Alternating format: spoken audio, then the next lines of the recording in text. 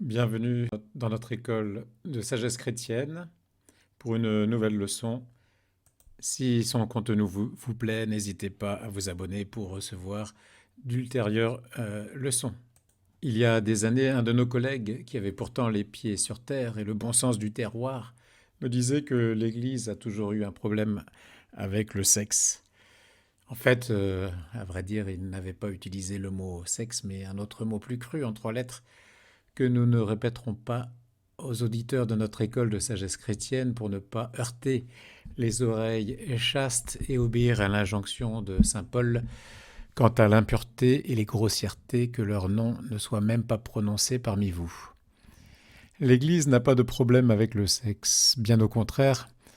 Par contre, elle a bien un problème avec le mot utilisé par mon collègue, qui est justement une dégradation, une déformation, une déviation de la sexualité telle que Dieu l'a voulu et instaurée dès le début de la création. Les tout premiers mots que Dieu adresse aux premiers humains, Adam et Ève, dans le livre biblique de la Genèse, sont « Soyez féconds, multipliez, emplissez la terre et soumettez-la ». La première parole et aussi le premier commandement donné par Dieu aux hommes, bien avant les 10 donnés à Moïse sur le mont Sinaï, est le devoir de s'unir en vue de propager l'espèce humaine sur la terre, afin d'en devenir les maîtres, mais aussi les bons gestionnaires. Notons au passage que, dans une saine écologie chrétienne, la terre est faite pour l'homme et non l'homme pour la terre. La sexualité est donc, dans la Bible, le premier devoir de l'homme sur la terre. Cette œuvre du 6e jour, où Dieu créa l'homme à son image, à l'image de Dieu, il le créa, hommes et femmes, il les créa, c'est-à-dire mâles et femelles, pour qu'ils puissent, dans la complémentarité des sexes, engendrer d'autres hommes et femmes. Cette œuvre du 6e jour, dont l'invention de la sexualité, Dieu dit que cela était très bon, alors que pour les autres jours, Dieu dit seulement que cela était bon. La révélation nous apprend ainsi que l'homme et sa capacité de se reproduire est le chef-d'œuvre de Dieu. L'homme est aux yeux de Dieu au-dessus de la création de l'univers physique, car il le fait à son image, et sa sexualité fait partie de cette bonté de la création du 6e jour. À l'origine, la sexualité est une très bonne et très belle chose, mais cela est la sexualité d'avant la chute, avant le péché originel, et comme l'intelligence et la volonté de l'homme se trouvent entachées par le péché d'Adam et Ève, tout l'agir de l'homme, dont sa sexualité, doit désormais être dominé par la vertu et purifié par la grâce. La sexualité déviée de son origine devient une pratique que saint Paul qualifie d'idolâtrie, et ceux qui s'y adonnent, fornicateurs ou débauchés, n'ont pas droit à l'héritage dans le royaume du Christ et de Dieu. Nous le lisons en Éphésiens 5,5. Mais la sexualité vécue selon son plan initial est, comme on l'a dit, le premier devoir de l'homme et la meilleure chose que Dieu fait à la fin de sa création. La sexualité fait partie de ce qu'on appelle en langage scolastique et thomiste les passions de l'âme.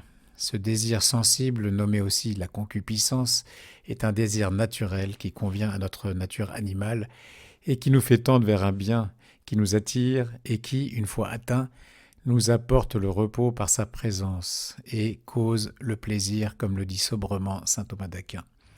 Après que le bien a été saisi, il procure l'appétit comme un repos dans le bien même qu'il a saisi, et ceci revient à la délectation ou joie. La sexualité, comme la nourriture et la boisson, procure à l'homme un plaisir. Le thomisme et le catholicisme, qui s'appuient sur son enseignement, sont donc des eudoménismes, c'est-à-dire des doctrines du bonheur. Pas seulement du bonheur du ciel et de la béatitude, mais aussi du bonheur terrestre. Il y a une bonne nouvelle pour les couples à propos du sexe. Le sexe est foncièrement bon, non seulement dans sa finalité, mais dans son acte même. Nous l'avons dit dans notre récente leçon sur le jeûne et la chasteté, une délectation est l'accompagnement d'une opération naturelle. Certaines délectations sont d'autant plus véhémentes que sont plus naturelles les opérations qu'elles accompagnent. Le sommet de la délectation est l'acte sexuel. Le sexe est donc un plaisir à savourer que Dieu nous donne lorsque nous suivons son premier commandement, qui est de peupler la terre.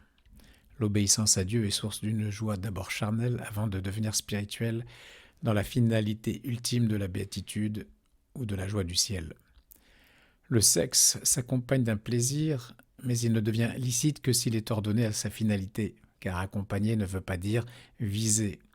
Le sexe n'est pas une fin en soi. Ceux qui ne s'adonnent à la sexualité que par pure jouissance, comme s'il s'agissait d'un divertissement ou pire d'une sorte de paradis artificiel pour simplement éprouver des sensations fortes de bien-être, détournent le sexe de sa vocation. La finalité est posée dès l'origine par Dieu dans la Genèse et rappelée dans le Deutéronome.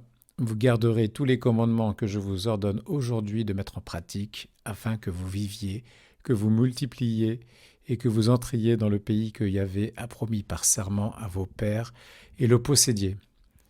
La sexualité est source de bonheur immédiat et d'un bonheur plus lointain. S'il est bien vécu, il est un moyen de sanctification. Comment est-il bien vécu? Quand il est ouvert à la vie de l'enfant à naître et à son éducation. Voilà la première finalité du sexe. La deuxième est le bien des époux. La sexualité fait partie du bonheur conjugal. Il consolide le lien entre les époux, entretient l'amour et la concorde. Il éloigne le péril de l'incontinence et les tentations de la luxure. C'est pourquoi l'Église entoure la sexualité de sa plus grande attention et de son plus grand soin. Pour protéger l'enfant et le lien conjugal, elle veut garantir la stabilité de l'union de l'homme et de la femme dans un mariage le plus stable possible, c'est-à-dire indissoluble. Le Christ a en plus élevé le mariage au rang de sacrement. La sexualité s'en est vue glorifiée et mise au même niveau que les autres sacrements, comme moyen de sainteté et de salut. Le mariage catholique, pour être valide, doit être consommé par le don réciproque des corps des époux, ouvert à la naissance des enfants et à leur éducation. Saint Paul nous dit que chacun de vous sache user du corps qui lui appartient avec sainteté et respect, sans se laisser emporter par la passion comme font les païens qui ne connaissent pas Dieu. User du sexe avec sainteté, c'est ne pas pratiquer ces formes déviées non voulues par Dieu. Masturbation, onanisme, fornication, adultère, sodomie, etc. Le sexe vécu dans sa vérité est source de plaisir, de joie, de vie et même de béatitude. Il donne un fruit de la lumière.